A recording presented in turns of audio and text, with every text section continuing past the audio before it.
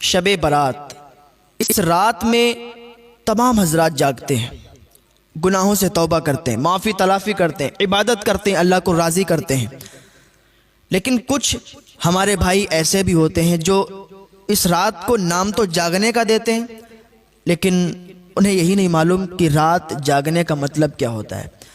بہت سے لوگ تو مسجد میں آ کے نماز ادا کرتے ہیں، گناہوں سے توبہ کرتے ہیں، لیکن وہیں پر کچھ ایسے نوجوان بھی ہیں کہ وہ رات میں گاڑی بائک لے کے نکل جاتے ہیں، کبھی اس ہوٹل پر چائے پیتے ہیں، کبھی اس ہوٹل پر چائے پیتے ہیں، کبھی یہاں پارٹی کرتے ہیں، کبھی وہاں پارٹی کرتے ہیں، اور صبح کو سب کو یہی بتاتے ہیں کہ رات ہم نے بھی جاگی ہے۔ یار یہ رات جاگنا ہو گیا ہے؟ یہ رات جاگنا نہیں ہوتا ہے۔ جاگنا اسے کہتے ہیں کہ آپ مسجد میں آئیں، نمازیں ادا کریں، گناہوں سے توبہ کریں، معافی تلافی کریں، اور پوری رات آپ عبادت کریں۔ اور اس بابرکت رات میں آپ کو میں بتاؤں کہ آپ کچھ نمازوں کا بھی اہتمام کریں۔ وہ کس طریقے سے اور کیا ادا کریں وہ بھی آپ سنیں۔ سب سے پہلے آپ اوابین کی نماز ادا کریں۔ اوابین کی نماز کیسے پڑھی جاتی ہے؟ یہ مغرب کی نماز کے بعد فوراً بعد 6 رکعت نماز ہوتی ہے۔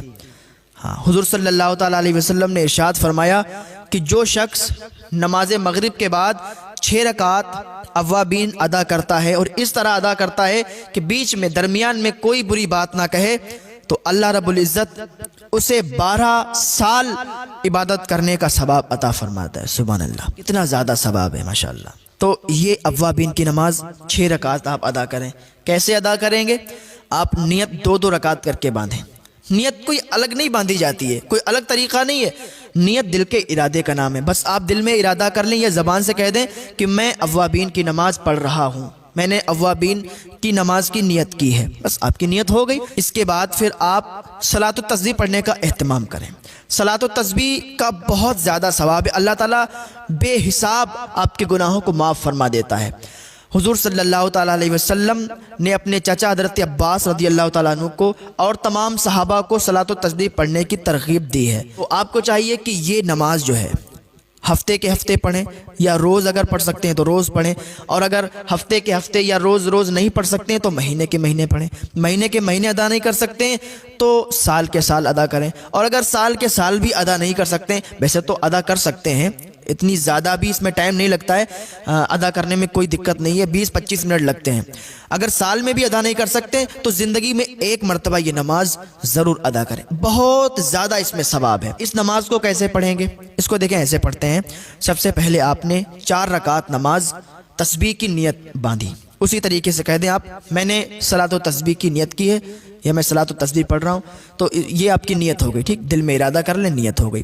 ثنا پڑھیں، ثنا پڑھنے کے بعد 15 مرتبہ آپ یہ تسبیح پڑھیں، سبحان اللہ والحمد للہ ولا الہ الا اللہ واللہ اکبر، ٹھیک ہے۔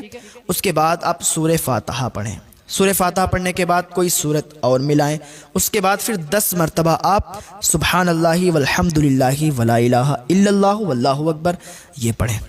اس کے بعد آپ رکوع کریں، رکوع میں جائیں، سبحان ربی العظیم 3 مرتبہ پڑھیں۔ اب ایک بات اور سمجھ لیں، سبحان ربی العظیم اگر کسی کے منہ سے سبحان ربی العظیم نہیں نکل پاتا ہے تو آسانی کے لیے بتاتا ہوں، وہ سبحان ربی الکریم، سبحان ربی الکریم ادا کرے، کیونکہ اگر معنی لفظ جب بدلے گا تو معنی بھی بدل جائے گا، اور جب معنی بدل جائے گا تو پھر گناہ پڑے گا، تو سبحان ربی الکریم پڑھیں، زیادہ بہتر ہے۔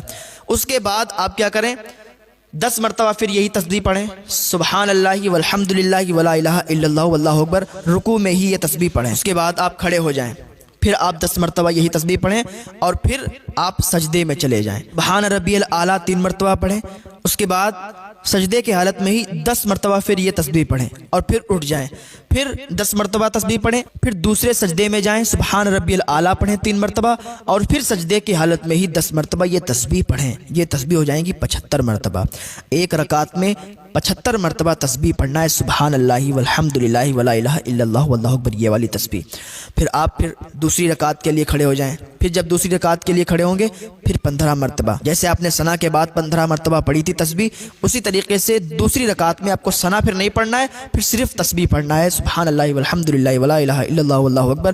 پھر اسی طریقے سے جیسے پچھلی رکعت میں آپ نے 10-10 مرتبہ کر کے پڑھی تھی، اسی طریقے سے آپ اس رکعت میں بھی پڑھیں، یعنی ہر رکعت میں 75 بار جب آپ پڑھیں گے تو تو 4 رکعت میں 300 مرتبہ یہ تسبیح ہو جائے گی، اور چوتھی رکعت میں سلام پھیر دیں، یہ آپ کی صلاۃ و تسبیح مکمل ہو جائے گی، اور اس کا ثواب بے انتہا ہے، بہت زیادہ اس کا ثواب ہے۔